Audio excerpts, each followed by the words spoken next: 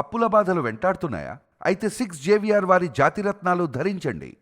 Hi, welcome to మనం TV. నేను మీ Manoj. So YCP సభ్యులు ఎవరు కూడా జగన్తో పాటుగా ఎవరు అసెంబ్లీకి వెళ్ళని పరిస్థితి.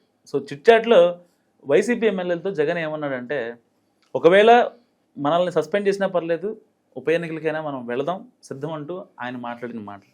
సో దీనిపై మాట్లాడదాం. మనతో పాటు ప్రముఖ పొలిటికల్ అనలిస్ట్ కొత్త రవీంద్రబాబు గారు ఉన్నారు. ఆయనతో మాట్లాడదాం. నమస్కారం సార్. నమస్తే. ఏంటి సార్, జగన్ అంటే దేనికైనా సిద్ధమేనా?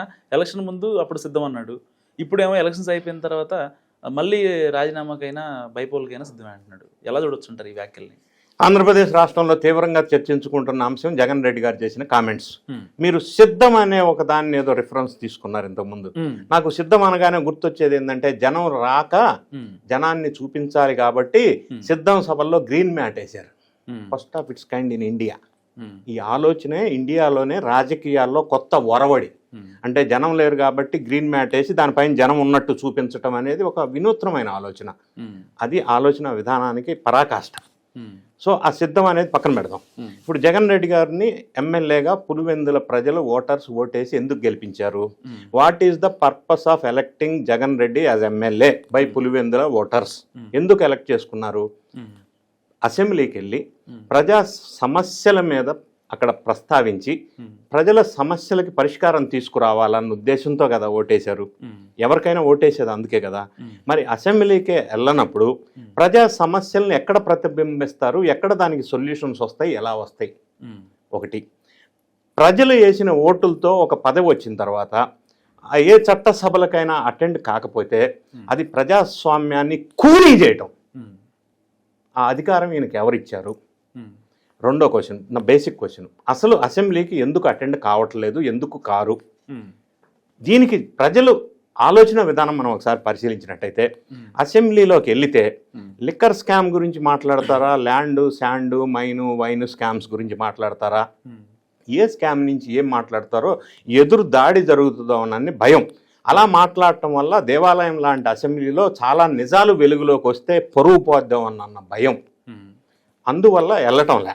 కానీ అసెంబ్లీకి లేదా పార్లమెంట్కి ఏ సభ్యుడైనా వెళ్ళకపోతే లీగల్గా చట్ట ప్రకారంగా 3 కారణాల వల్ల ఆ సభ్యుడిని డిస్క్వాలిఫై చేసే అవకాశం చట్టం రూపొందించబడింది.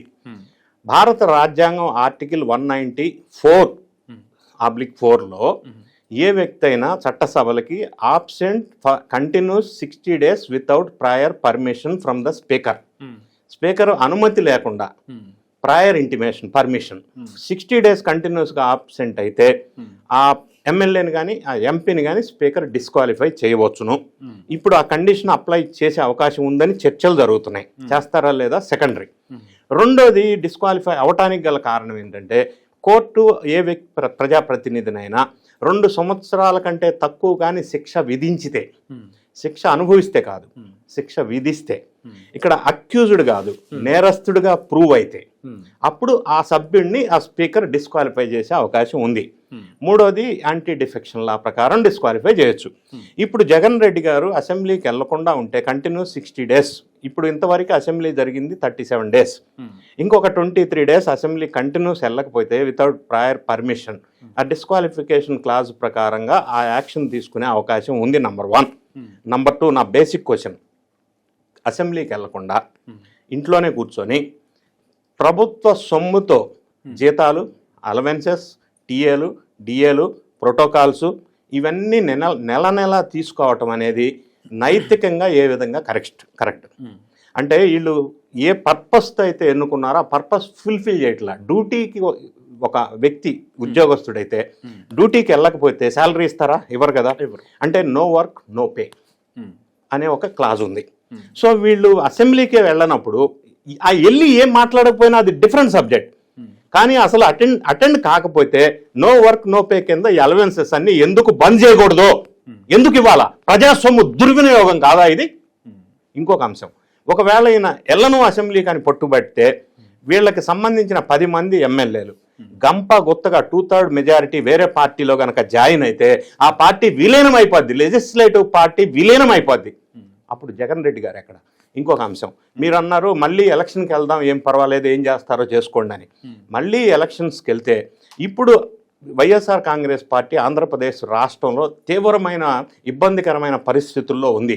ఎందుకంటే ఏ స్కామ్ ఎప్పుడు వెలుగులోకి వస్తుందో, ఎవరు జైలు బాట పడతారో తెలియదు. ఇప్పటికే మాజీ ఎమ్మెల్యేలు, ఎమ్మెల్సీస్, ఇంకా కొంతమంది వేరే పార్టీలోకి జంప్ అయ్యారు. ఇంకా ఎప్పుడు జంప్ అవుదాం, వాళ్ళ డోర్లు ఎప్పుడు ఓపెన్ అవుతాయని ఆతృతగా ఎదురు చూస్తున్న బ్యాచ్ ఇంకొకటి ఉంది. ఇవన్నీ ప్రతికూల పరిస్థితులతో పాటుగా కుటుంబ సభ్యులు షర్మిల కానీ విజయం కానీ ఒక పక్కన బాణాలు సంధిస్తూ ఉన్నారు.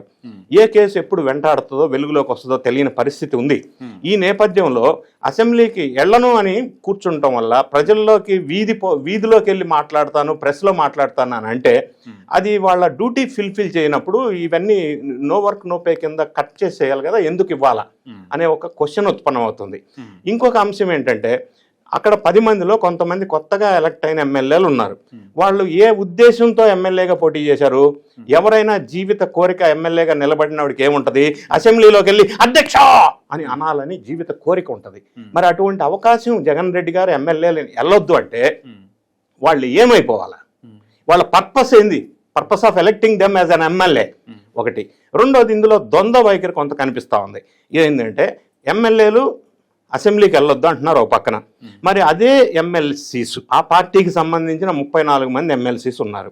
అదే ఎమ్మెల్సీలు మండలికి ఎందుకు వెళ్తున్నారు?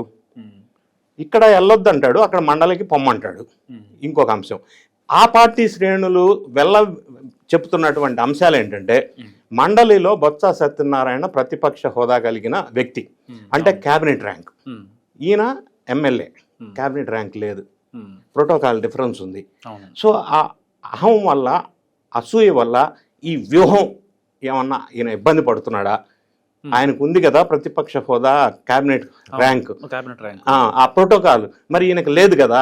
మరి ఇటువంటి ఇబ్బంది ఏమన్నా ఆయనకి అహం దెబ్బతింటుందా ఎందుకనేది తెలియదు. ఇప్పుడు మళ్ళీ అసెంబ్లీకి వెళ్దాము కానివ్వండి అని అంటున్నాడు.